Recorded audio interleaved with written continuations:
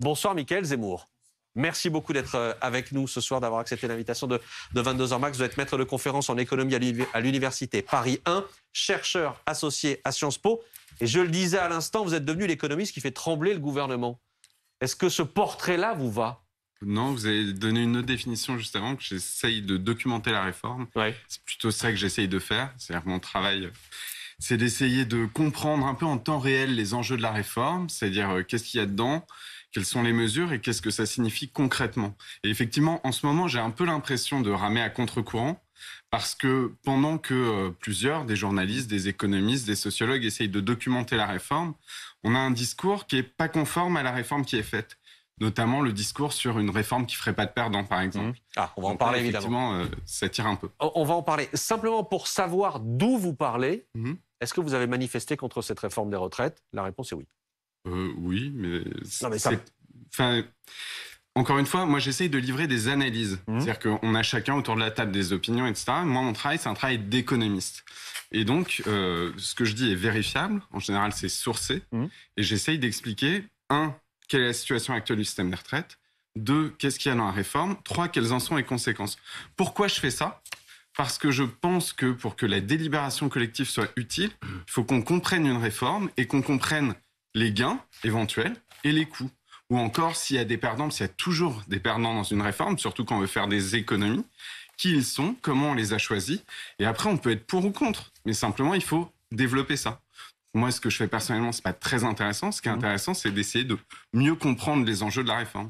Bon, vous serez interrogé ce soir par Roselyne Bachelot, par Pablo Pio-Vivien, par Antonin André et par Pauline Simonet. On va évidemment rentrer dans le détail de cette réforme, bien sûr. Vous parliez des perdants à l'instant. On va rentrer dans le détail. On parlera des femmes, bien sûr, en ce 8 mars. On a plein de questions à vous poser sur le détail concret. Mais d'abord, les images du jour, Pauline Simonet. Images, je le disais, de ceux qui bloquent de ces grèves reconductibles et reconduite. Oui, effectivement, il y a eu plusieurs actions coup de poing aujourd'hui qui se sont poursuivies, notamment dans les ports. Il y a eu dans plusieurs villes du pays des ports qui ont été bloqués. Ça a été le cas au Havre. Les ferries n'ont pas pu accoster, les bateaux de marchandises sont restés bloqués. Et puis, il y a eu la même chose en fait à Rouen. C'est le site le plus important d'Europe pour le transit de céréales. Eh bien, le port a été bloqué. Les poids lourds, là aussi, empêchés de charger ou décharger des marchandises. À Lyon également, le port Herriot a été bloqué pendant 6 heures. L'entrée aux camions fermée par différents groupes de salariés. Et puis, on assiste également au retour des blocages sur les axes routiers, les opérations escargots qui sont poursuivies notamment. Là, on voit des images sur le périphérique de Paris, mais ça a été le cas à Caen, à Rennes, à Nancy. Des actions qui ont provoqué plusieurs heures de bouchons dans certaines villes. Et puis, il y a ces coupures d'électricité sauvages qui se sont également multipliées et poursuivies. Elles ne sont pas toujours revendiquées par les syndicats, mais là, la CGT en a revendiqué une dans ce site Amazon, près de Pau, où la plateforme s'est retrouvée complètement à l'arrêt et les salariés qui étaient à l'intérieur ont été bloqués brièvement, le temps de rouvrir manuellement le portail. La CGT qui a justifié son action en disant eh bien, on a placé Amazon en sobriété énergétique parce qu'on cherche des milliards pour financer les retraites et on estime que cet argent, il est là. Et puis enfin, on peut terminer par les Alpes-Maritimes où 5 centrales hydroélectriques ont été bloquées, des turbines ont été à l'arrêt et les grévistes ont même déversé de la fluorescine dans le Var. C'est un colorant vert. Voilà cette image qu'on va voir dans un instant qui a marqué les esprits. Mais rassurez-vous, voilà, c'est un produit colorant qui n'a pas d'impact sur l'environnement. On va cirer les syndicats. Il y a une question qui monte, parce qu'il y a aussi des grèves dans les raffineries, etc. Il y a une question qui monte, c'est combien ça coûte ? Combien ça coûte à l'économie française, Pauline ? Alors, il y a des estimations qui sont faites régulièrement à chaque mouvement comme celui-ci. Alors, selon la Confédération des petites et moyennes entreprises, une journée grève coûterait 1,5 milliard d'euros à la France. C'était plutôt 2 milliards d'euros en 95. C'est une baisse d'activité selon la CPME de l'ordre de 20%. Mais selon l'INSEE, en fait, l'effet est assez limité d'un point de vue macroéconomique, d'autant qu'il peut y avoir ensuite des effets de rattrapage. Donc l'INSEE estime que ce serait plutôt autour de 0,1% de croissance trimestrielle, l'effet sur donc l'économie française. Mickaël Zemmour, est-ce que c'est un sujet, ça, le coût d'une grève comme celle-là, de blocage, de grève reconductible pour l'économie française ? Oui, j'étais en train d'essayer de faire le calcul de tête de 0,1 point de PIB, combien ça fait en milliards. C'est un sujet, oui, mais c'est le principe de la grève, c'est-à-dire qu'il y a eu un premier temps de manifestation d'opinion. Et le principe de la grève, c'est un arrêt de travail pour faire pression sur l'économie, pour obtenir gain de cause. Donc j'imagine bien que les grévistes, évidemment, la première perte, le premier coup de la grève, c'est pour les personnes qui ne perçoivent pas leur salaire quand elles sont en grève. Mais l'enjeu pour les grévistes, c'est d'arrêter le fonctionnement de l'économie pour obtenir gain de cause. Donc évidemment, c'est un sujet. Mais quand on entendait justement, notamment le porte-parole du gouvernement, dire que ce serait une catastrophe pour l'économie, en plus une catastrophe également pour l'environnement, est-ce que c'est une réalité pour la santé aussi, effectivement. Mais est-ce que c'est une réalité? Parce qu'effectivement, d'après ce que dit l'INSEE, l'effet macroéconomique serait relativement limité. Mais est-ce que ça fragilise des boîtes quand même? Le but de la grève, j'imagine, c'est qu'elle ait un coût. Est-ce que c'est une réalité? Moi, j'ai l'impression qu'il y a souvent, il y a beaucoup, depuis le début de cette réforme, un discours de dramatisation. Donc, il y a une dramatisation sur les effets sur la santé, sur l'économie. Il y a une dramatisation, en tout cas, sur ces... Et donc, est-ce que... oui, une grève est là pour avoir un coût, effectivement. Et donc, c'est une sorte de bras de fer, une sorte de chantage. Il y a un entêtement sur la réforme, il y a un entêtement sur la grève. Donc, évidemment... Mais si finalement, la grève n'a pas... vous semblez dire, la grève n'a pas un grand impact sur l'économie, ça veut dire que finalement, elle n'a pas non plus un grand effet à terme, puisque le but quand même d'une grève, c'est d'avoir un très très fort impact et vraiment de gêner le maximum de gens, de réduire les profits. Donc là, si ça n'a pas d'impact... Je dis absolument pas que ça n'a pas d'impact. Ce que je vous disais, c'est que j'étais justement en train d'essayer de calculer 0,1 point de PIB, combien ça fait en milliards d'euros. Ça fait 2 milliards d'euros par jour. Donc en fait, c'est le même chiffre. Donc il y en a une fois, on a l'impression qu'il est tout petit, l'autre fois, on a l'impression qu'il est grand. En fait, dans les deux cas, c'est le même chiffre. Oui. Voilà.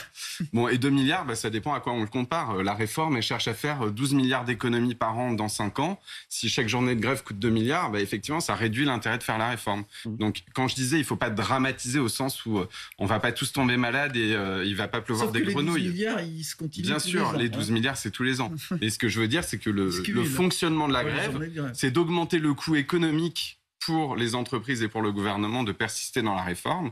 Donc, évidemment, Moi, ce qui me trouble dans votre discours, c'est que vous dites « je suis économiste », donc vous utilisez un argument d'autorité en disant « j'analyse les choses ». Moi, je suis comme le pâtre au bas du Parthénon, j'essaie aussi de voir un petit peu... d'éclairer mon jugement. Je rencontre autant d'économistes chevronnés comme vous et tous, ils me disent des choses différentes. Qui croire dans cette affaire? Alors, moi, Les autres sont des cons? Je vous présente Roselyne Bachelot, Mickaël Zemmour. Voilà. Alors, justement, en fait, quand vous écoutez bien les économistes et que vous regardez bien ce qui est dit et écrit sur la réforme, on n'est pas foncièrement en désaccord sur les éléments d'analyse. Qui ça va toucher? Qui sont les gagnants? Qui sont les perdants? Oui, mais c'est ça l'enjeu. Oui. Moi, c'est ça l'objet. Après, que vous soyez pour la réforme, contre la réforme, c'est une question de choix politique. La question, c'est d'éclairer les choix. Le Conseil d'orientation des retraites, il fait appel à plein d'économistes et il essaye de documenter ça. Et quand vous demandez aux économistes, par exemple, les motivations de la réforme, les deux qui ressortent principalement, ça n'est pas de sauver le système des retraites, c'est plutôt une raison qu'on n'achète pas. Les deux motivations de la réforme, c'est une réforme du marché du travail, faire travailler plus pour produire plus. La deuxième motivation, c'est une motivation de finances publiques. Il y a eu des baisses importantes de recettes fiscales et pour rentrer sous la barre des 3% de déficit en 2027, le gouvernement a choisi les retraites. Sur cette analyse-là, les économistes sont d'accord. Alors après, il y en a qui sont plus favorables à cet arbitrage, d'autres moins. Mais l'analyse, il n'y a pas un gros dissensus sur ces points-là. Pablo, et ensuite on s'intéresse aux 64 ans. Oui, non, il y a aussi un autre argument qui revient parfois et qui est le suivant, c'est qu'en fait, il y aurait cette réforme des retraites et en fait, ça ferait plaisir aux marchés financiers qui, du coup, nous permettraient à la France d'emprunter à des taux plus faibles. Est-ce que ça, par exemple, vous souscrivez? Vous l'avez pas dit, là, vous l'avez pas mentionné. Ou les économistes qui disent ça, pour le coup, pour reprendre l'expression de Roselyne, sont des cons. On va vous fâcher avec vos collègues. Non, mais d'abord, l'économie est une science sociale, donc il n'y a pas une vérité absolue. L'important, c'est de savoir qu'est-ce qu'on dit et pourquoi on le dit. Est-ce que... moi, je ne crois pas vraiment au signal au marché financier, dans le sens où je ne pense pas qu'il y ait une panique sur la dette française. À la limite, je m'inquiète un petit peu plus, mais ça reste marginal, quand le ministre des Comptes publics dramatise encore une fois la situation, parce que quand Gabriel Attal prend la parole en disant « sinon il y a un risque de faillite », c'est pas un très bon signal pour les marchés financiers.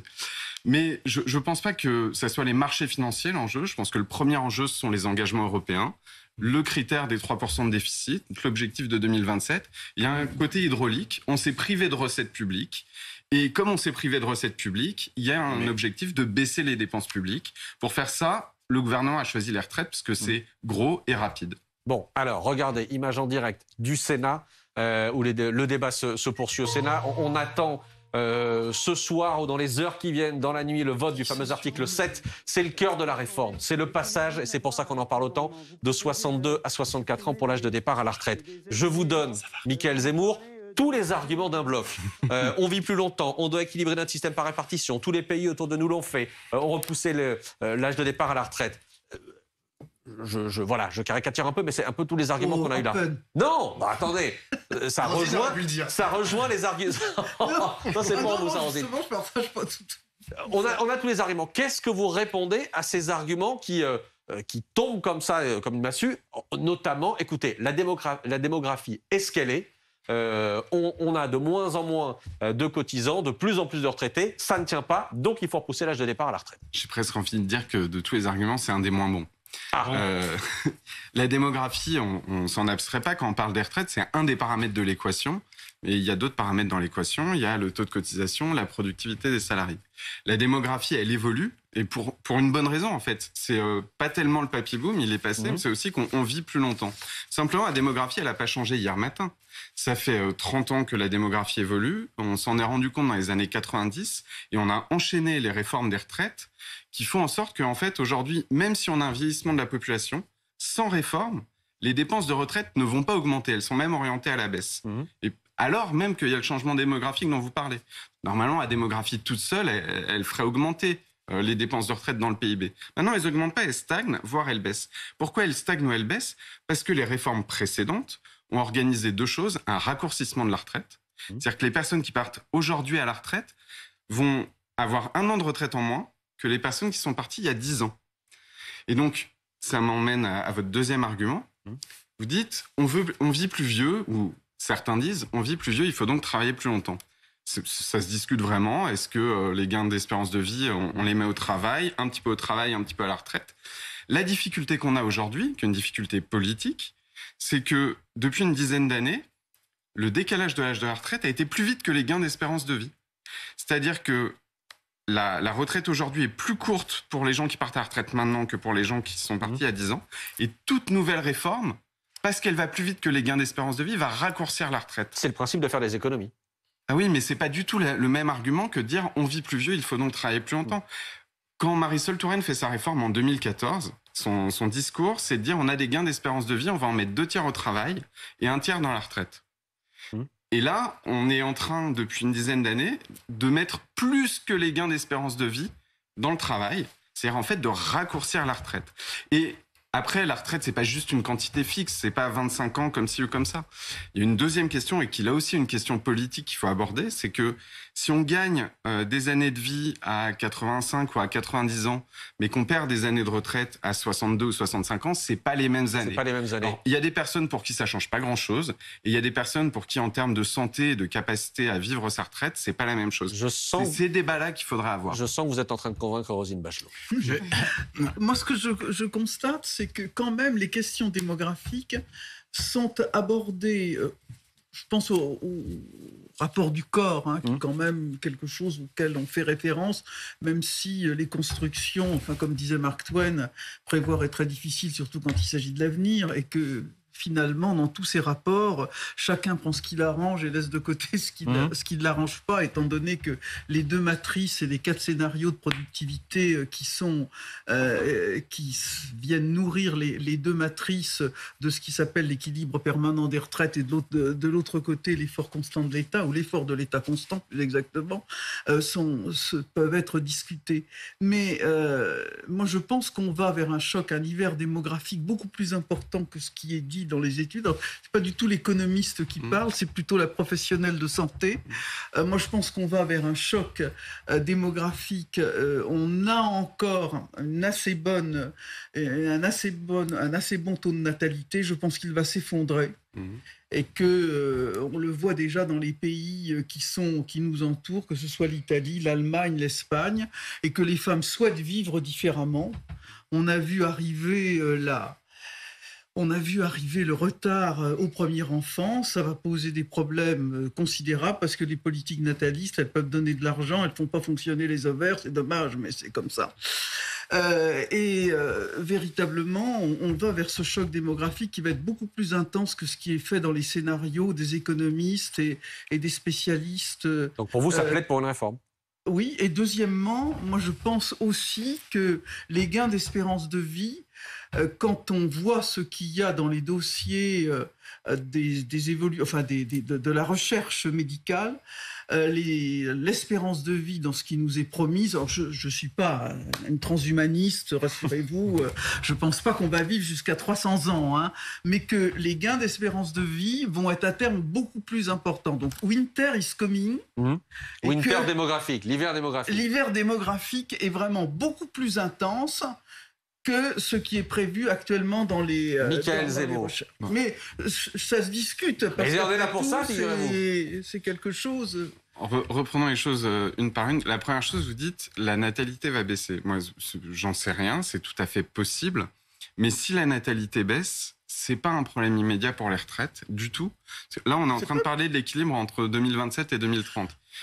Si la natalité baisse, les personnes qui naissent ou qui ne naissent pas aujourd'hui, au mieux, elles commencent à travailler 20 ans plus tard. Bien sûr, et donc, on a largement le temps de s'ajuster. Donc, ce côté natalité, à la limite, ça fait même des dépenses immédiates en moins. Et je dis pas que c'est pas un sujet, c'est un sujet important. Mais du coup, ça peut pas justifier la réforme des retraites à faire des économies pour 2027. Si on commence maintenant, c'est quand même mieux.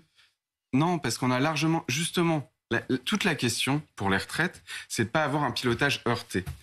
Oui, bien sûr. Alors justement, vous allez dans mon sens. Non, une des caractéristiques de la réforme là, c'est de dire, on veut faire beaucoup d'économies très vite et on veut que ça commence au mois de septembre prochain. C'est-à-dire que les personnes qui devaient partir en septembre prochain, on leur dit non, c'est 3 mois plus tard. Et les personnes qui devaient partir dans 2 ans, on leur dit c'est dans 2 ans et 9 mois. Ça, c'est un pilotage très heurté. La réforme Balladur, qui a été très critiquée, elle a eu un pilotage sur une 30aine d'années. Et donc, on peut regarder ces paramètres, et notamment la natalité, et on peut les regarder évoluer et ajuster au fil de l'eau. Donc ça, c'est la première chose. Et pardon, mais ce que vous dites, c'est que les économies qui vont être réalisées, en réalité, elles vont peser sur un petit nombre de gens, parce qu'elles vont peser sur ceux qui vont partir à la retraite dans les toutes prochaines années. C'est la conséquence du choix qu'a fait le gouvernement, c'est que comme il veut utiliser qu'un seul levier, les retraites, c'est un réglage. Il y a 3 leviers, il y a le niveau des pensions, il y a les recettes et il y a l'âge de départ. Et comme le gouvernement veut faire des économies tout de suite, d'ici 2027-2030, la chose qui marche le plus vite et le plus fort, et en plus il a choisi ce levier-là, c'est l'âge de départ. Et quand vous faites l'âge de départ, vous faites les mêmes économies au global, mais vous les faites sur 5 ou 6 millions de personnes. C'est-à-dire, en gros, les seules personnes qui subissent les économies d'ici 2030, c'est les personnes qui ont 55 ans ou plus, parfois les personnes qui sont aux portes de la retraite, et elles vont subir un choc important. Et c'est pour ça aussi, c'est pas un mouvement d'humeur simplement, le mouvement social qu'on voit. C'est-à-dire que les personnes font leurs calculs, et en termes de prestations retraite par reçu, c'est des montants très importants, parce que c'est pas réparti. Pablo, vous voulez réagir ? Oui, moi je voulais dire quelque chose sur ce que disait Roselyne. Il y a eu des changements, des grands changements démographiques, par exemple au XXe siècle. Là, la France a changé considérablement son nombre d'habitants. En 1900, il y avait un Français sur 2 qui, par exemple, était agriculteur. Aujourd'hui, il y en a plus que 300 ou 400 000, un peu plus de 400 000, je crois, d'agriculteurs. Pour autant, que je sache, on arrive toujours à s'alimenter. C'est-à-dire que, en fait, c'est une façon, c'est ce que disait un peu Michael Zemmour. En fait, il faut s'organiser. Organisons-nous, augmentons par exemple la part du PIB qui est allouée aujourd'hui aux retraites. Aujourd'hui, on est à 13,6, 13,8. Pourquoi est-ce que... Presque 14, si vous voulez. Pourquoi est-ce qu'on ne passerait pas, vu le nombre de retraités, et pour conserver un niveau de pension convenable et digne, diminuer les retraites? Ah non, moi je dis le contraire, d'augmenter le pourcentage de PIB qui est alloué aux retraites, et on peut même passer... Comment ? Eh bien, on augmente les cotisations. Voilà, c'est ça. Bien sûr. Non, mais c'est de toute façon, les 3 leviers, ils sont là. Antonin André. Non, mais dans le choix que décrit Pablo, et ça rejoint un peu ce que vous disiez tout à l'heure en disant on fait des choix, c'est-à-dire qu'on doit financer notre protection sociale, nos retraites, par le travail d'une certaine façon. Vous évoquez la productivité. Donc le raisonnement du gouvernement, c'est le concept de la répartition. On doit travailler plus. Il y a un choix qui a été fait, que vous aviez l'air de dire en creux, c'est-à-dire que le choix qui a été fait, c'est de baisser l'impôt sur les sociétés de façon très importante. Les impôts de production. Voilà, les impôts de production pour créer de l'emploi. En tout cas, c'est l'argument du gouvernement. Et de fait, on est arrivé aujourd'hui à un taux d'impôt qui est à 25% en gros sur les... Ça, c'est impôt sur les sociétés. et qui se situe quand même dans la moyenne haute de l'Europe. On est passé de 33 à 25 et ça a permis de créer beaucoup d'emplois. C'est-à-dire qu'on est passé de 9,6 à 7,4 de taux de chômage aujourd'hui en France. C'est le choix que le gouvernement a fait, c'est-à-dire favoriser le travail pour financer les dépenses publiques. Vous pensez que ce choix-là, par exemple, n'est pas le bon, pas nécessairement ? Alors, distinguer les choses, il y a eu tellement de baisses d'impôts de la part du gouvernement qu'on s'y perd un peu. Donc, il y a eu la baisse du taux de l'impôt sur les sociétés, d'une part, ça c'était avant.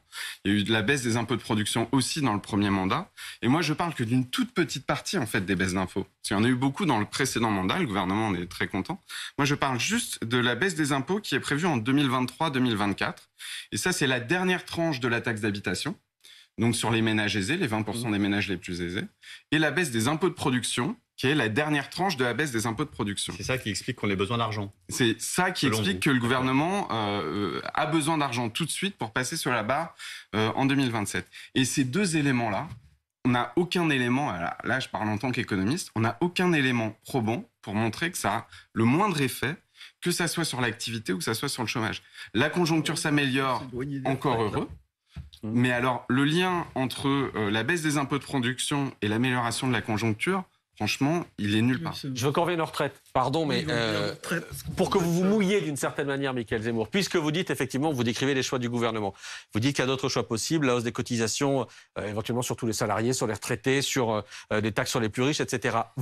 Pour vous, quel serait le choix le plus juste ? Encore une fois, c'est pas moi qui fais les choix et c'est pas moi qui négocie. Bien sûr. Donc là, il y a une impasse. Puisque vous dites que là, c'est injuste. Pour vous, qu'est-ce qui pourrait être plus juste ? Moi, je pense que ce levier-là est brutal. D'abord parce qu'on n'en utilise qu'un et qu'il y en a trois. Donc, à partir du moment où vous en utilisez qu'un, vous mettez déjà dans une position extrême. La deuxième chose, c'est que la question du financement, il faut bien comprendre dans la position dans laquelle on est. On n'est pas dans une situation où les dépenses de retraite dérapent. On est dans une situation où les financements qu'on dédie aux retraites sont en train de baisser. Et donc, pour aller à l'essentiel, pour moi, ouvrir la question de financement supplémentaire pour les retraites, pour maintenir en fait le niveau des retraites actuelles, les dépenses actuelles de retraite, c'est une bonne solution. Et pour faire ça, on a plein de possibilités. Alors par exemple, on peut revenir sur les exonérations de cotisations sociales sur les hauts salaires. Parce qu'en fait, on a fait tellement d'exonérations que 3 salariés sur 4 ont leur employeur qui bénéficie d'exonération. Et dans certains cas, il y a un consensus des économistes pour dire ça coûte trop cher, c'est inutile. Donc là, on peut récupérer de l'argent. Est-ce que je peux vous arrêter 1 minute ? Est-ce que vous ne pensez pas aussi qu'il y a au niveau des retraités, par exemple, les 10% de frais professionnels et le fait du taux de CSG minoré qui pourrait être remis au pot pour trouver de l'argent ? C'est un levier aussi. Il y a 3 leviers.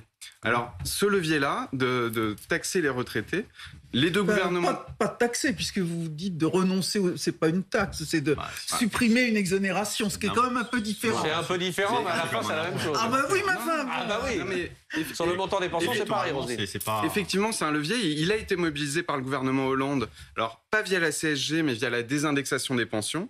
Par le gouvernement Macron, via la désindexation des pensions et la hausse de CSG. Et effectivement, c'est un levier. Et il y a 17 millions de retraités. C'est encore plus que les 5 millions d'actifs au port de la retraite.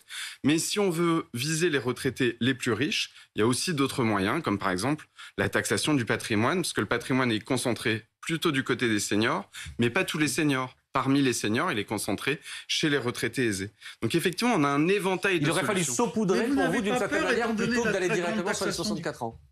Comment ? Il aurait fallu saupoudrer d'une certaine manière, aller prendre de l'argent sur les différents leviers plutôt que de ne s'intéresser qu'aux 64 ans. Oui, bien sûr. Je pense que c'était vraiment une solution parce que, encore une fois, à l'échelle du système de retraite, ce qui manque pour 2027, c'est 12 milliards.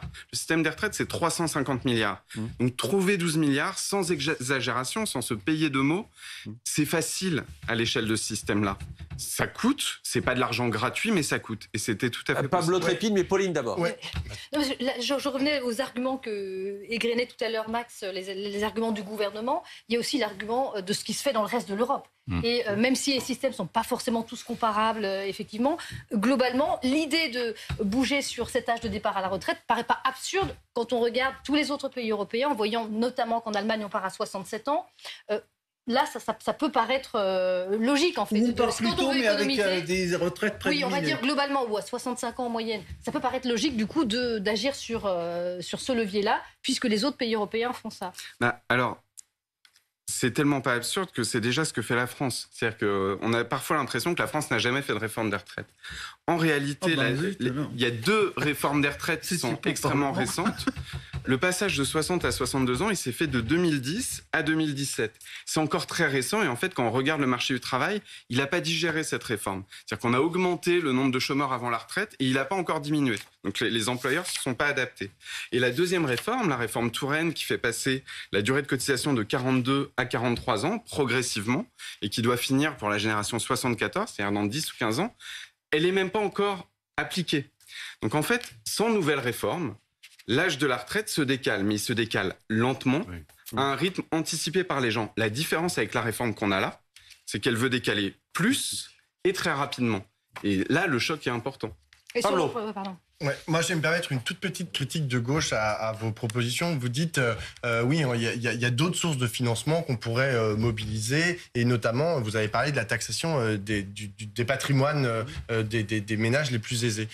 Moi, j'ai un petit problème avec ça.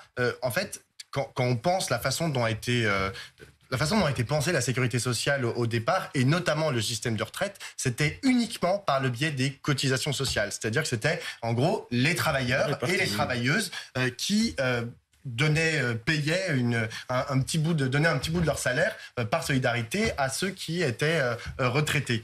Il n'y avait pas de passage. Et en plus de ça, et c'est important, les caisses de sécurité sociale, ça passe pas par les caisses de l'État. Ça, c'est très important. Elles sont gérées directement. Ça sanctuarise les fonds. Ça sanctuarise les fonds, exactement. C'est-à-dire que les députés et les sénateurs ne peuvent pas tous les ans changer les taux, changer les assiettes, etc., comme ils peuvent le faire avec les impôts. Est-ce que ça, vous l'entendez? Parce qu'aujourd'hui, moi j'entends beaucoup de gens qui disent « Ah bah oui, on va taxer à 2% les plus riches et puis on comblera le trou de le système de retraite ». Mais en vrai, ça pose un petit problème. Et il y a des économistes assez orthodoxes de la gauche, notamment parmi les économistes atterrés, qui disent « Non, le seul levier qu'on peut utiliser, ce sont les cotisations, et en augmentant la part du PIB, le monter à 17% en gros de part du PIB, et on augmente les cotisations de 5 points en 10 ans, et puis avec ça, c'est la seule manière de financer notre système de retraite. » Là encore, c'est une question de choix politique. Alors, dans notre système actuel, les retraites, elles sont financées par l'État pour la partie fonctionnaire, un peu par l'État pour des dispositifs de solidarité, et aussi par des cotisations sociales, et c'est l'essentiel des recettes. Et c'est tellement le fonctionnement du système que j'ai même regardé, si on prend le pire des cas, si on fait financer uniquement par les salariés, sans même faire payer les employeurs, combien ça coûterait. Et en fait, c'est des montants qui ne sont pas astronomiques. Ce qu'il faudrait augmenter en cotisation sociale d'ici 2027 pour équilibrer le système, c'est de l'ordre de 15 € au niveau du SMIC par mois et de l'ordre de 28-30 € au niveau du salaire moyen, qui est égal à 2 fois le SMIC. Je ne dis pas que c'est ce qu'il faut faire. Ils ne sont pas contents, ils trouvent que 5 €, c'est beaucoup de... Alors, je ne dis pas que c'est ce qu'il faut faire, je dis juste que c'est un ordre de grandeur qu'il faut comparer au choc que constitue, par exemple, le décalage de 2 ans. Maintenant, il y a d'autres solutions qu'on peut adopter. On peut, par exemple, tout à fait, et à mon avis, c'est plus raisonnable, augmenter les cotisations, par exemple, pour les plus hauts salaires, c'est-à-dire au-dessus du plafond de la sécurité sociale. Ils sont pas trop d'accord, les économistes atterrés, ils vous disent non, il faut que tout le monde augmente de la même manière. Et encore une fois, d'abord, les économistes atterrés, ils sont nombreux. Divers. Oui. Non, mais je parle par exemple de Henri Stardignac, qui est souvent invité sur ce plateau. Mais c'est comme quoi les économistes, ils sont pas d'accord. Mais là, c'est des préconisations. Encore une fois, moi, je dis, il y a une palette d'outils. L'outil le plus naturel, c'est les cotisations sociales. La raison pour laquelle il y a un déficit aujourd'hui, c'est le recul de l'État. C'est pas la baisse des cotisations, c'est le recul de l'État. Et notamment, l'État pourrait maintenir son effort. Et une des façons qu'on pourrait mettre en place pour que l'État maintienne son effort, ça serait de lui diminuer son effort en exonération de cotisations sociales. Chaque année, l'État dépense des milliards en exonération de cotisations sociales qu'il compense à la sécurité sociale. Si on réduisait... Est-ce que vous avez calculé l'impact sur l'emploi du retour de la suppression de ces cotisations? Il y a une note du Conseil d'analyse économique qui nous dit que au-dessus de la médiane, au-dessus de 1,6 SMIC, les exonérations de cotisations sociales, ça coûte cher et ça ne crée pas d'emploi. Or, on a développé les exonérations de cotisations sociales bien Je me au-dessus. méfie un peu des analyses du CAE. Enfin, bon. Mais Là, Vous leur direz, c'est Roselyne. vraiment pas spécialiste. Ils nous regardent aussi. en gros, on a facilement entre 2 et 7 milliards qu'on peut mobiliser sur ces exonérations sans perte d'emploi de manière significative. Donc en fait, vraiment, à l'échelle du système de retraite, trouver 12 milliards, peut-être en panachant, si on est puriste, ça peut être que les cotisations, ça peut être que le patrimoine. Encore une fois, moi, ce que j'essaye de faire, c'est d'exposer les possibilités. Il y a un autre levier qui est, je ne sais pas ce que vous en pensez, mais en l'occurrence, on dit que les régimes spéciaux coûtent environ 6 milliards, et puis le régime des fonctionnaires coûte aussi beaucoup à l'État, malgré tout. Est-ce que 34 milliards. l'alignement du régime des fonctionnaires et la fin des régimes spéciaux, l'alignement des fonctionnaires sur le privé, est-ce que ça, de façon assez naturelle, et en envoyant le signal d'une certaine façon qu'on est dans un système plus égalitaire et certains perçoivent comme une injustice les régimes spéciaux ou comme des privilégiés les fonctionnaires, est-ce que ça, c'est pas de nature, par exemple, à régler le problème de financement des À retraites, rééquilibrer les choses. à rééquilibrer? Il y a des erreurs de diagnostic, mais globalement, le système de la fonction publique est aligné sur celui du privé. Les règles sont les mêmes, c'est-à-dire que c'est 62 ans le droit de partir, c'est le même nombre d'annuités pour avoir le taux plein. Et quand vous regardez des C'est le paiement, cotisations. c'est 25, c'est 20, les... les cotisations sont en fait beaucoup plus importantes dans le public, mais en fait, c'est des fausses cotisations. En gros, ce qu'il faut avoir en tête, c'est que l'État n'a pas de caisse de retraite, ou c'est une caisse fictive. L'État a un principe, c'est qu'il paye ses fonctionnaires, et quand ils sont partis à la retraite, il leur maintient une partie de leur traitement comme retraite. Et c'est comme ça que ça fonctionne. Alors que dans le privé, il y a une caisse de retraite. Ouais, Et bien donc, sûr, mais c'est- comparer les deux systèmes, c'est un peu comme comparer un système par répartition et par capitalisation. C'est juste pas le même système. Non, mais ce Mais que, donc, pardon, ce que oui, disait non, Antonin, mais- c'est que le calcul du montant de la pension pour Oui. les C'est retraités les cinq anciens dernières- fonctionnaires est plus favorable C'est que les pour le cinq privé. Alors justement, il y a une étude très intéressante de l'adresse qui a été faite Vous et avez qui a bien fait de venir, simulé les règles du privé si on les appliquait au public. Ouais. Et ce qu'on voit, c'est qu'il y a des gagnants, il y a des perdants, mais qu'en moyenne, ça change pas grand-chose. C'est-à-dire que c'est deux systèmes qui viennent d'horizons très différents, mais aujourd'hui, il y a des gens qui sont plus favorisés dans le privé par rapport à d'autres, il y a des gens plus favorisés dans le public par rapport à d'autres, mais vous pouvez pas dire que le privé ou que le public est plus favorable. régimes spéciaux. Non, mais ce qui est quand même un peu gênant, c'est milliards. que finalement, les salariés du privé paient pour les retraites de leurs anciens, j'emploie ce terme qui est peut-être pas juste, mais ils payent en même temps, par leurs Oui. impôts, pour La retraite des fonctionnaires. les salariés, pour les salariés de la fonction publique, puisque l'État abonde Non, cette affaire de paye aussi leur 34 traitement. milliards. Non, l'État paye ses fonctionnaires Oui. et continue à payer les retraites de ses fonctionnaires en retraite. Je pense pas que personne ne propose que l'État arrête de payer ses fonctionnaires en retraite. Très bien, d'accord. Donc Et les c'est régimes pas, spéciaux pas un régime égal. Régime 6 spécial milliards, d'Antonin André, 6 milliards à en gros, récupérer. c'est ça. Mais vous allez me dire encore que c'est plus compliqué que ça et que, bon. C'est possible, Non, mais c'est Antonin. possible, mais. Non, mais les régimes spéciaux, enfin 6 milliards, encore une fois, peut-être 6 milliards, je n'ai pas le chiffre en tête, mais le système de retraite, c'est 350 milliards. Donc 6 milliards, vous pouvez faire des réglages sur les régimes spéciaux, vous n'avez pas supprimé les retraités aux régimes spéciaux.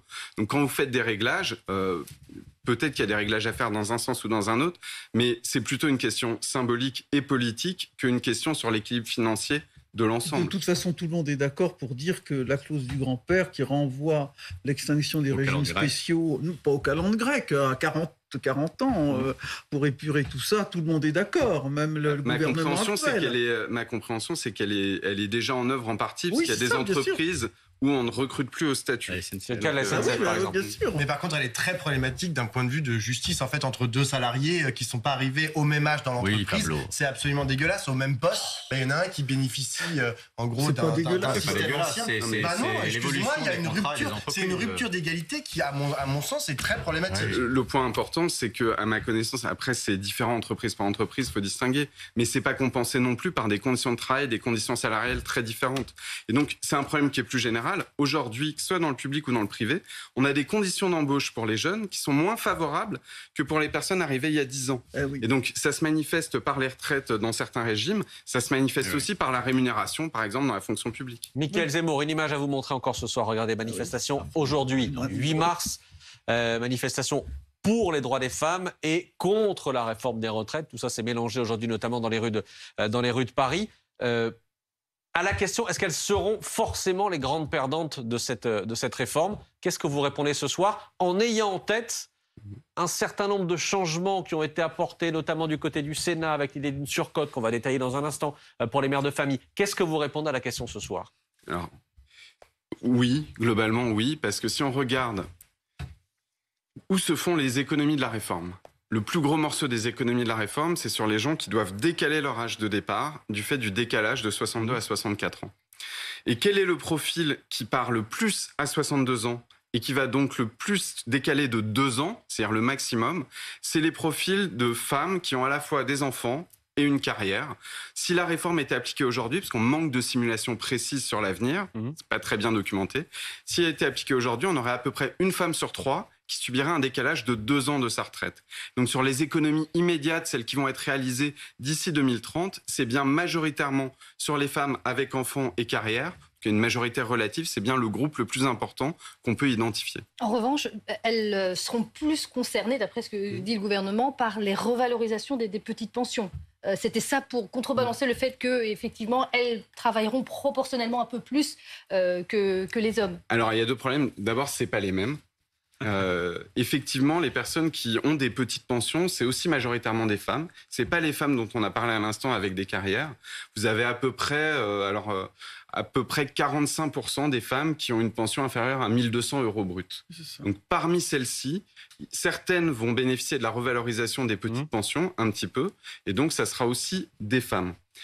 Là où on passe un petit peu à côté du sujet, c'est que en n'ayant pas vraiment choisi, par exemple, de faire une pension minimum garantie, on va quand même conserver des écarts très importants sur les montants. Des écarts qui vont se resserrer un peu, mais juste pour avoir un ordre de grandeur, pour la génération 1972, sans réforme, les femmes ont des pensions moyennes de 81% de celles des hommes. Avec réforme, c'est 82%.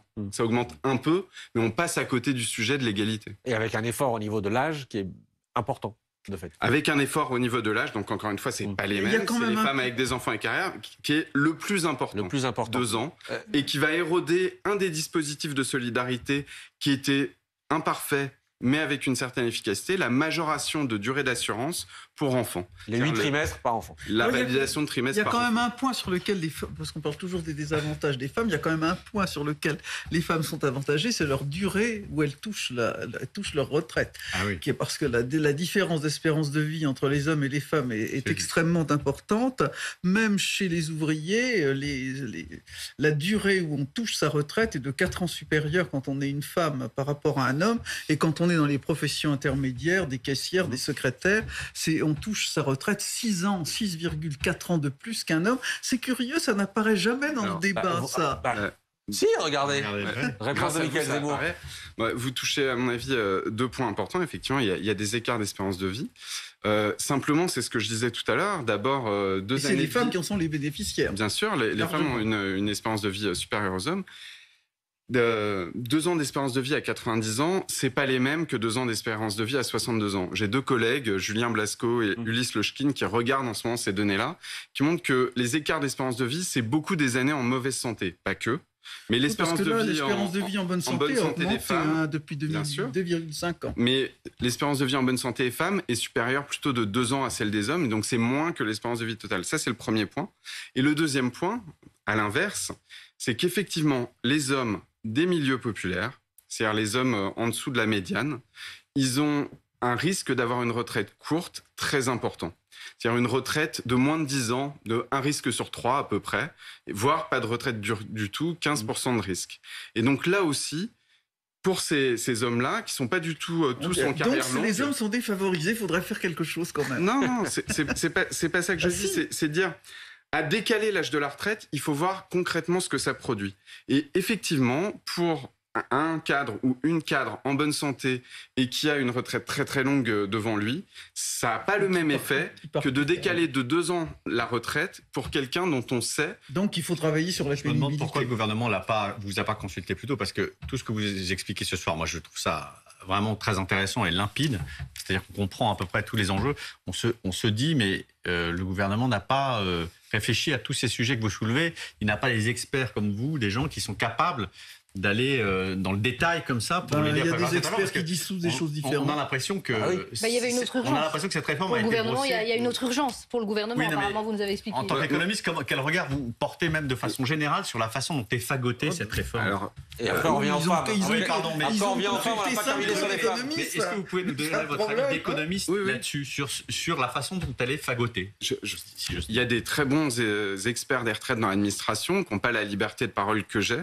Je pense que toute la difficulté de la réforme, c'est qu'elle vient de la volonté de faire des économies très vite. Du coup, le gouvernement a choisi d'appuyer sur un bouton et qu'au fur et à mesure, parce qu'il est parti de cette logique d'économie, il découvre que des gens habitent la retraite. Il découvre les profils, il découvre peut-être que les femmes vont subir l'essentiel de la réforme. Ils découvrent les problèmes avec les carrières longues. Ils découvrent, ça à mon avis, le découvre pas, c'est bien documenté, le chômage et le RSA avant la retraite. Mais comme la réforme ne vient pas d'abord d'un diagnostic de qu'est-ce qui marche et qu'est-ce qui marche pas sur les retraites, on aurait pu faire ça. Il y a des trucs qui marchent et des trucs qui marchent pas. Mais vient d'abord de la volonté de faire des économies. Du coup, toutes les conséquences apparaissent. Voilà, elles n'ont pas été évaluées. Mais si c'est pas une réforme d'économie, c'est une réforme de quoi? C'est une réforme d'énarque? Enfin, comment vous la qualifieriez? C'est qui? En fait, au bout d'un moment, qui a pris la... Oui, mais techno, qu'est-ce que ça veut dire? C'est un techno. Et Michael Zemmour est un techno. Donc, non, mais qu'est-ce que... Bah si. Oh non. Il est techno. Heureusement, il est technicien. Là, sinon, Vous savez qu'il est en face de vous. Vous parlez à la troisième personne. c'est quand même pas une, c'est quand même pas une injure d'être un technicien de en tant quelque chose. qu'économiste, quand vous voyez comment a été fagotée, pour reprendre les mots d'Antonin, cette réforme, vous voyez la patte, en fait, de quoi, en fait? D'un ingénieur?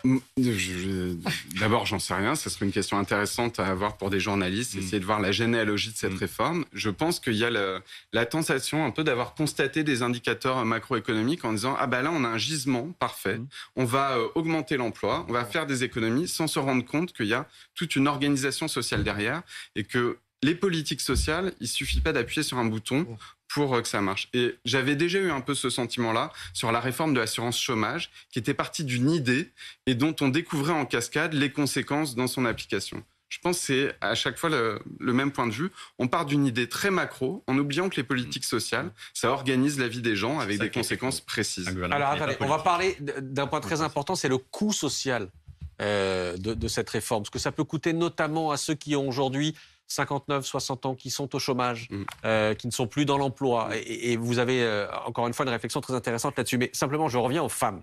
Avec cette mesure qui a été introduite par les sénateurs les Républicains, qui est de dire, écoutez, pour compenser effectivement le fait que cette histoire des 8 trimestres qui permettait à beaucoup de partir dès 62 ans s'évanouisse un peu dans la réforme, on va proposer une surcote.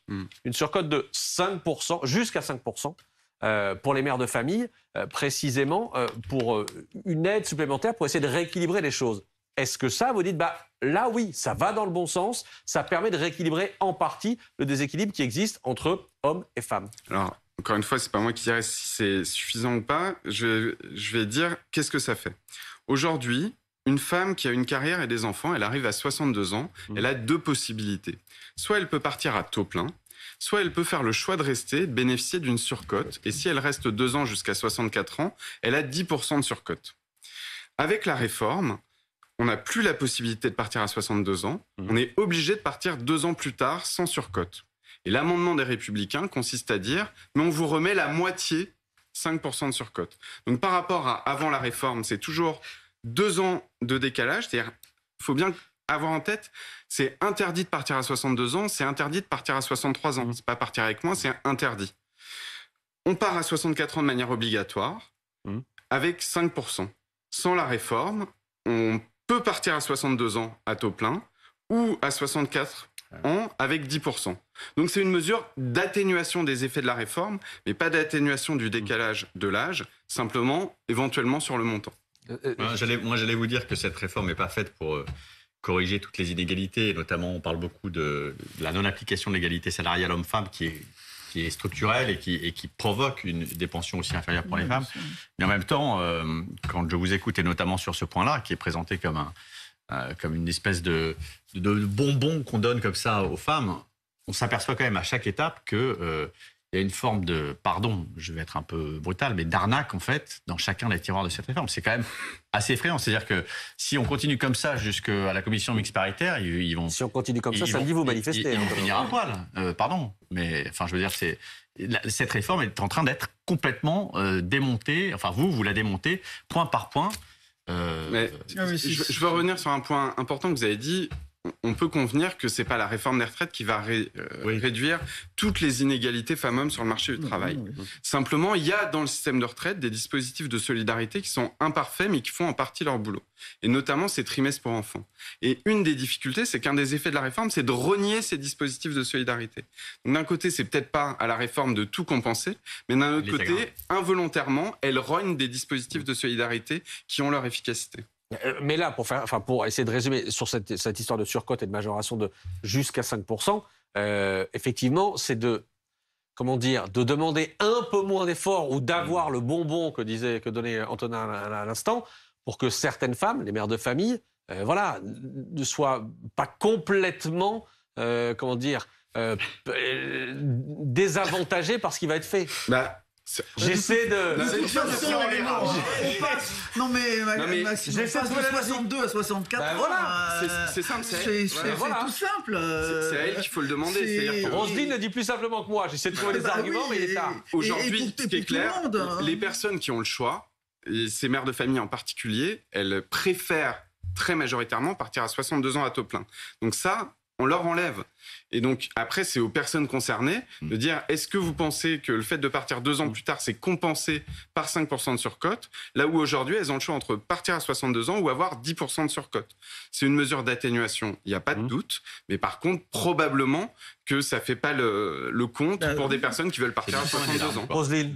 Oui, c'est de toute façon, dans une situation extrêmement tendue, effectivement, c'est un très gros effort pour tout le monde, et effectivement, pour les femmes, dans ce cas précis, oui, c'est vrai. Mais en même temps, là où le gouvernement, vous parlez en termes économiques, mais le gouvernement a fait un choix politique, effectivement, mais qu'il n'a pas assumé jusqu'au bout.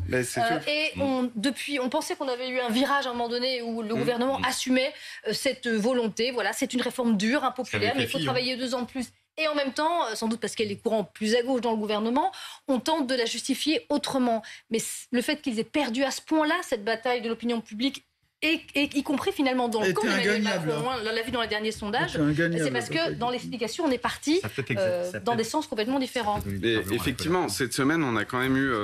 moi, j'ai cru que c'était une erreur au début de communication de dire la réforme ne fait pas de perdants.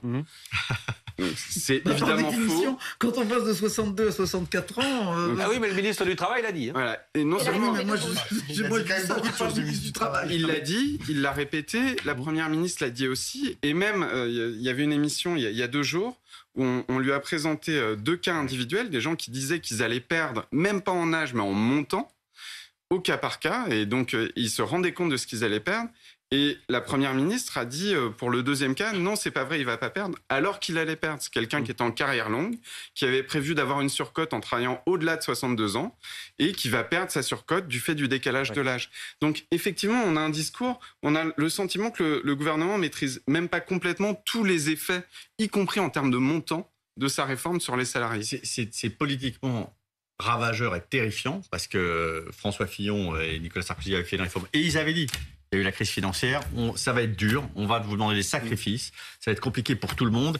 Et quand on fait de la politique, c'est comme ça qu'on fait quand on vend une réforme. On dit c'est du sacrifice. Et là, vous nous décrivez 2 phénomènes. D'abord, le facteur comptable et une forme d'improvisation sur les conséquences. Et ensuite, le sentiment alimenté par ces discours-là, les Français ont le sentiment qu'on leur ment, qu'on leur a menti sciemment, qu'on les trompe et qu'on les rase, alors qu'on leur avait dit que c'était une réforme qui allait corriger des injustices. Politiquement, c'est quand même, je veux dire, on est dans un scénario qui est... Sur ce point-là, Roselyne, qu'est-ce que vous répondez ? Oui, moi je pense qu'il fallait vendre, c'est un mot affreux, qu'il fallait argumenter sur le fait que c'était une réforme très difficile, que c'était une réforme sacrificielle, j'emploie le terme, et qu'elle était nécessaire, et pas effectivement utiliser des arguments que c'était, ça alimente la colère. Et assumer qu'on veut gagner un champ de lys effet de rose. C'est absurde, bien sûr. Oui. Je pense qu'effectivement, il vaut mieux dire la réforme qu'on fait que de raconter une autre histoire. Oui, ça, il n'y a pas de doute. Après, il y a quand même une autre difficulté, c'est que il y a deux difficultés. D'abord, par rapport à la retraite à 62 ans. 62 ans et 64 ans, c'est pas la même chose. Donc celle-là vient en surplus de la précédente qui avait déjà été durement ressentie. Et puis la deuxième chose, c'est que si on assume qu'on fait des choix difficiles, on est obligé de dire qu'il y a un éventail de choix et qu'il y en a d'autres possibles et de les mettre en discussion. En fait, le point de départ, la difficulté, c'est que dès le départ, le gouvernement n'a pas voulu mettre en discussion l'éventail des choix. Il a dit notre calendrier, c'est celui-ci, notre levier, c'est celui-là et les économies qu'on veut faire, ce sont celles-ci. À partir de ce moment-là, il n'a pas voulu ouvrir la discussion vraiment sur les enjeux, l'état du système et les possibilités de réformes différentes. Il y a un autre point que je voulais aborder avec vous parce qu'il n'est pas souvent abordé. C'est ce que vous appelez d'une certaine manière le coût social de la réforme. Je le redis, on est sur des personnes qui ont 59, 60 ans, 58, 59, 60, qui sont à la fin de leur carrière, qui ne sont plus dans l'emploi, qui ont été virés de leur boîte, etc., qui se retrouvent au chômage. Ce que vous dites, vous, c'est que cette réforme, pour ces personnes-là, va ajouter 2 années de précarité. L'argument du gouvernement était de dire non, parce que ça va permettre de relancer d'une certaine manière l'emploi des seniors, que ça va permettre de décaler éventuellement le moment où les entreprises se séparent de leurs salariés les plus âgés, que donc à la fin ce sera exactement la même chose, il n'y aura pas de problème. Vous dites non, on va ajouter 2 années de précarité. Alors pour le coup, on a des études très précises parce qu'on a regardé ce qui s'est passé quand on est passé de 60 à 62 ans et c'est exactement ce que vous décrivez. Il y a quelques entreprises qui décalent le départ, mais ce n'est pas du tout la majorité. Dans la plupart des cas, les personnes qui étaient au chômage ou au RSA 1 ou 2 ans avant la retraite restent 2 ans de plus au chômage ou au RSA du fait du décalage de la retraite. Donc on allonge le sas de précarité entre l'emploi et la retraite et on pourrait se dire finalement RSA, chômage, retraite, qu'est-ce que ça change ? Ça change quelque chose d'important, c'est que pour les personnes les plus en précarité, la retraite est une protection sociale. C'est-à-dire pour la plupart des gens, les revenus baissent quand on va à la retraite, mais quand vous êtes au RSA ou au chômage, les revenus augmentent légèrement à la retraite. L'UNEDIC a sorti la semaine dernière des chiffres qui montraient que pour les femmes seniors, l'indemnisation chômage moyenne, pour les femmes indemnisées, c'est pas tout le monde, c'est 900 € par mois. Donc vous comprenez bien que maintenir cette période dans une grande précarité plutôt qu'ouvrir les droits à la retraite, ça précarise. Et les ordres de grandeur là aussi sont importants. Les administrations nous disent la réforme des retraites va augmenter l'emploi des seniors de 300 000, les personnes qui sont en emploi et qui vont y rester. Bon. À côté, les personnes qui vont rester précarisées, c'est de l'ordre de 150 000 à 200 000. Donc c'est énorme. C'est-à-dire que pour augmenter l'emploi de 300 000, à côté, on va maintenir en précarité 150 000 à 200 000 personnes. Là, le coût social est extrêmement élevé. Mais le CDI senior, qui avait été là aussi vendu par les Républicains au Sénat, qui était de dire on va créer pour les plus anciens des salariés un CDI où les entreprises seraient exonérées d'une partie des cotisations familiales. Est-ce que ça peut inciter et ça peut, amoindrir l'effet que vous décrivez là ce soir ? Je ne pense pas du tout. Je pense il fait la chasse aux exonérations. Non, c'est pas le bon truc. Il faut se placer à la place des entreprises. Les entreprises, il y a 2 types de seniors ou 2 types de situations. Il y a des seniors qui sont en emploi et qui vont y rester. Et les entreprises en veulent. Et pour cela, on ne voit pas très bien pourquoi ce serait une bonne idée de baisser de 6 points les cotisations familiales. Ça va coûter cher à la famille, ce qu'on appelle un effet d'aubaine énorme. Et de l'autre côté, il y a des entreprises qui sont prêtes à payer pour se séparer des seniors, qui les poussent vers la sortie, qui ne les embauchent pas. Et ce n'est pas 6 points de cotisation familiale qui vont les faire changer d'avis. Le problème de ces incitations, c'est que ça coûte très cher pour des personnes dont ça ne va pas changer le comportement. Et par contre, les changements de comportement, il va falloir prendre une loupe pour les trouver. Donc je pense que c'est une très mauvaise idée. C'est un peu un réflexe qu'on a en France. Dès qu'on a un problème, la solution, ça va être de formuler une exonération. C'est pas toujours le bon outil. Ça peut dans certains cas, mais il faut regarder au cas par cas. Et là, je pense que c'est pas le bon outil. Quel est le bon outil pour l'emploi des seniors ? Quel est le bon outil pour l'emploi des seniors Alors, le premier bon outil pour l'emploi des seniors, c'est de modifier le travail, de former en amont, de changer le travail. Et du coup, le problème, c'est qu'on peut pas s'en occuper justement de la réforme des retraites. C'est pas au dernier moment qu'il faut s'en occuper. On a le sentiment que tout au long de ce débat, c'est en amont qu'il faut régler les choses. Bien sûr. Évidemment, le travail des femmes, s'il y a un problème d'inégalité, c'est surtout parce qu'elles n'ont pas les mêmes carrières que les hommes, la même formation, les mêmes possibilités d'évolution. Sur la formation professionnelle, elle est mal utilisée alors que les sommes sont considérables et qu'il y a une perte en ligne qui a été parfaitement documentée sur les crédits de la formation professionnelle, sur l'emploi des seniors, pareil, sur l'amélioration des postes de travail. Moi, je ne comprends pas encore comment on se brise le dos en soignant, alors qu'il y a tous les moyens technologiques sont là pour faire en sorte qu'on ne se brise pas le dos quand on s'occupe de malades. Il y a des choses qui me paraissent marcher cul par-dessus tête, pardon. Et vous parliez de l'hiver démographique qui nous attend. Un des enjeux, c'est le vieillissement et c'est la dépendance. Et un des problèmes majeurs, nous disent les économistes de la dépendance, c'est certes le coût, mais c'est surtout le fait que, vu la manière dont on travaille aujourd'hui dans les EHPAD, les personnes ne peuvent pas rester toute une carrière. Et donc, les conditions de travail pour permettre aux gens de travailler jusqu'à l'âge de la retraite, c'est un enjeu à la fois pour la santé au travail. Des années, oui. Et puis, ça améliorerait aussi les comptes sociaux. C'est-à-dire que si les personnes étaient moins au chômage, passé 58 ans et davantage en emploi... Elles cotiseraient. Elles cotiseraient, c'est sûr. Pablo Ça, Piovivia. c'est pas des choses qu'on Oui, fait moi j'ai en un une question. mois. Qu'est-ce qui justifie encore aujourd'hui qu'il y ait un âge de départ légal à la retraite qui soit le même pour tout le monde? Parce que c'est vrai que là, par exemple, autour de ce C'est plateau... pas forcément le même pour tout le C'est monde. pas Il y le a même quand même des pour tout le monde, dispositifs hein. carrière longue, etc., qui font que. Mais c'est Il y a des régimes mais spéciaux on aussi pourrait pour dire- revenir à Je ce suis que disait complètement Antonin. d'accord. Mais on pourrait se dire, bon bah voilà, pour les professions intellectuelles, les cadres supérieurs, etc., vous partez à 67 ans. Et puis... Parce que pour, c'est ça pas se passe dur de souvent comme travailler ça, déjà. intellectuellement, Mais tu c'est joues que quelque sur les chose annuités. aussi stressant. Tu joues que sur les annuités dans ce cas-là? Eh ben, non, mais c'est une vraie question. Pourquoi est-ce qu'on a un double paramètre aujourd'hui? Et qu'est-ce que tu appelles une profession intellectuelle? Ça, que t'as fait Nous, ça. Voilà. Mais Rosine, Rosine, c'est toi qui nous avais dit la fois dernière l'âge auquel tu étais parti à la retraite. Oui, à 68 ans. 68 ans. Voilà. Bon bah voilà, on avait c'est fait ça le une calcul profession ensemble intellectuelle. sur le Exactement. plateau. On partait tous globalement, peut-être pas pour toi Pablo, mais à 67 ans. Exactement. Personne d'entre nous ne partait à Oui, 64 ans. à ceci près que genre on va peut-être gagner un peu d'argent et qu'on va faire nous de la capitalisation un peu et que le jour où on décide de partir à 62 ans, mais non mais c'est vrai. Pablo. C'est-à-dire qu'aujourd'hui les gens qui sont un peu plus riches, à partir de 30 ans ou de 35 ans ou de 40 ans, ils s'achètent des appartements, ils s'achètent des maisons à la campagne, ils mettent de l'argent de côté et au lieu de partir à 67 ans à une retraite pleine, ils décident de partir à 62 ans où en fait lorsqu'ils le veulent et derrière ils ont leur petit pactole qui leur permet en fait de Attendez, je fais une compenser leur petite Non, mais tu pause. verras. Je sais pas où tu Je vas. fais une petite pause, 2 secondes. Vous venez de nous dire, Pablo Piovivia, que vous, Pablo Piovivia, vous allez vous lancer dans la capitalisation? Mais non, mais Oui, pas du parce tout. qu'elle va enfin, se faire virer non, de mais je leur parle. regard, Ah non, mais je licencié parle demain, en général, et je Il y vois a de la bien- capitalisation En dans le revanche, régime des je vois bien- fonctionnaires. Je vois bien les comportements bourgeois de gens qui m'entourent et parfois mes petites aspirations personnelles où je me dis bon autant mettre un peu de côté, peut-être je qu'au pensais lieu pas de qu'on louer, aurait un moment au lieu de vérifié louer, la peut-être qu'il confession vaudrait mieux pareil. que j'achète un appartement. Ça Et tout devient ça, c'est de la n'importe capitalisation. quoi. Tu vas finir à droite, Pablo. Tu vas Tout ça, finir c'est à de la droite. capitalisation. Allongez-vous, Pablo, allongez-vous. Il va falloir qu'on discute. Non mais donc du coup, âge de départ légal à la retraite, le même pour tout le monde. Pourquoi? Qu'est-ce qui le justifie? Qu'est-ce qui le justifie? Alors,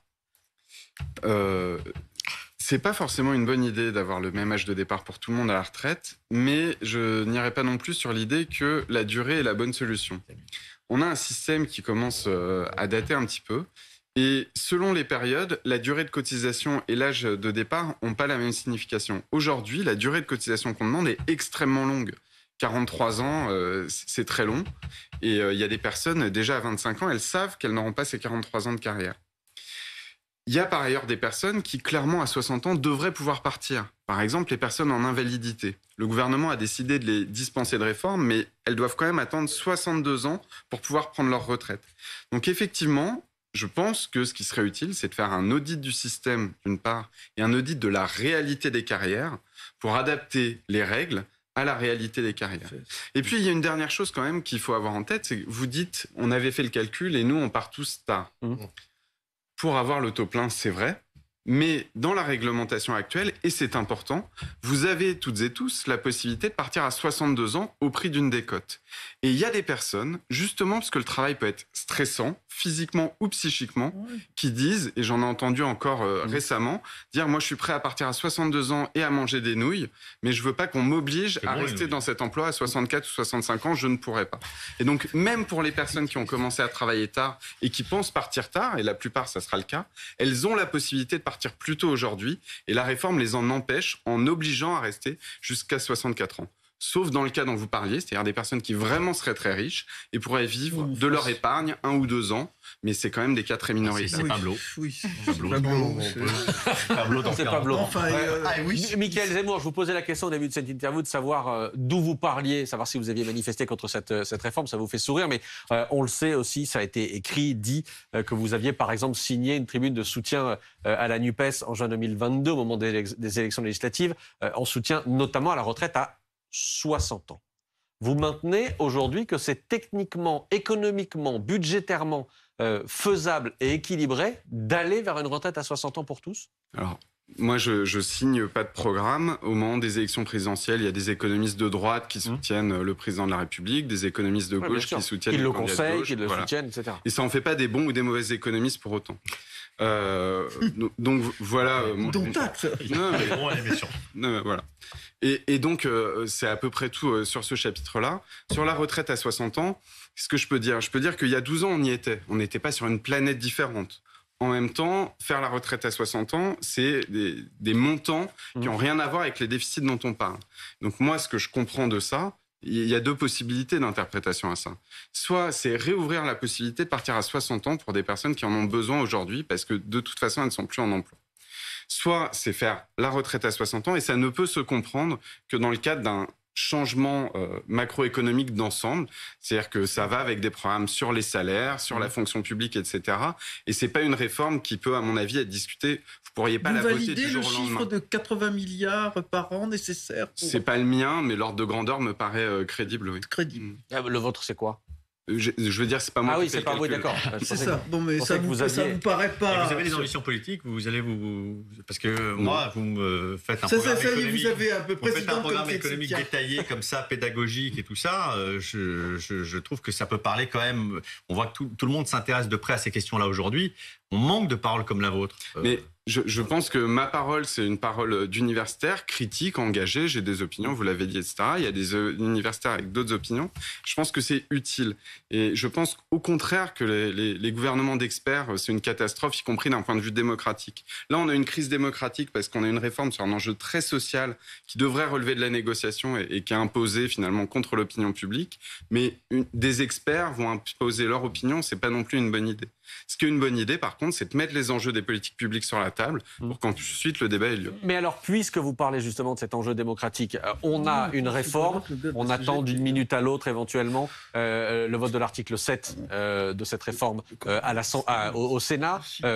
Réforme qui pourrait être votée d'ici une grosse semaine définitivement. Qu'est-ce que ça amène, d'après vous, si... de fait, il y a un vote en bonne et due forme à l'Assemblée d'une réforme qui est clairement impopulaire, puisque vous parlez de risque démocratique? Il y a 2 temps. Moi, pareil, en sciences sociales, je regarde ce qui s'est passé par le passé pour avoir une idée de ce qui pourrait arriver, même si l'avenir est imprévisible. Par le passé, on a eu des exemples de réformes très impopulaires imposées contre l'opinion publique. C'est le cas de la retraite à 62 ans ou c'est le cas de la loi travail. On a eu aussi des épisodes de mouvements sociaux qui font retirer des réformes dans des modalités différentes. On a le cas de 1995, la réforme des retraites est retirée. Pas l'autre partie de la réforme, mais la réforme des retraites. Le contrat première embauche en 2006, la loi est votée, ça c'est intéressant, la loi est votée au Parlement, elle est promulguée par le président de la République, mais qui décide de ne pas l'appliquer parce que le mouvement social continue. Et puis il y a un autre exemple qui est différent, c'est la retraite à points d'Emmanuel Macron. Pareil, elle est votée, elle est adoptée au 49.3, et parce qu'il y a un coût politique trop important et qu'on est dans la période Covid, le gouvernement décide de ne pas l'appliquer. Donc ça, c'est le premier temps. Il n'est pas sûr, quand on regarde le passé, que le vote signe la fin de la contestation, voire même pérennise la réforme. La deuxième chose, et ça c'est un vrai enjeu, il y a une question de l'avenir de la démocratie sociale dans ce pays. C'est-à-dire que les retraites, la sécurité sociale, c'est l'enjeu sur lequel s'investissent nationalement les organisations syndicales. Déjà sur la réforme de l'assurance chômage, elles ont été marginalisées. Là, on a la réforme des retraites où on a une unité syndicale qui n'est pas de façade, c'est-à-dire sur le fond en désaccord avec la réforme. Et donc la question c'est quels sont les espaces de discussion et de négociation? Est-ce que finalement le seul temps, c'est l'élection présidentielle? Ou alors est-ce que dans ce pays, on garde des espaces de discussion? Vous parliez des autres pays européens tout à l'heure. En Italie, il y a une réforme un peu autoritaire comme ça qui s'est mal passée derrière, mais dans la plupart des pays européens, quand on réforme les retraites, ça discute longtemps, il y a des commissions, des consensus, éventuellement des désaccords, et là, on a vraiment raté le coche sur la démocratie. Mais en même temps, c'est compliqué. S'il y a une majorité pour voter cette réforme, les élections ont lieu il n'y a pas si longtemps que ça, sur un programme qui était assez clair, si c'est voté à la fin. Oui, mais enfin, pour continuer votre question, c'est ce que je disais à M. Cornet de la CGT tout à l'heure. Au fond, dans 4 ans, l'échéance, elle est assez rapide, puisque M. Cornet nous disait 93% des actifs sont derrière nous, le peuple est avec nous. Ils votent pour des partis qui aboliront. Je suis désolé, on arrive au bout. J'ai oublié de regarder l'heure. Je suis désolé. C'est Non, c'est pas ma faute. Non, mais c'est ma faute. censure Merci à vous. sur ce plateau. Merci beaucoup. Merci Mickaël à Zemmour vous. d'avoir été avec nous. Dans une seconde, c'est le journal de la nuit avec Thomas Joubert. À tout de suite sur BFM TV.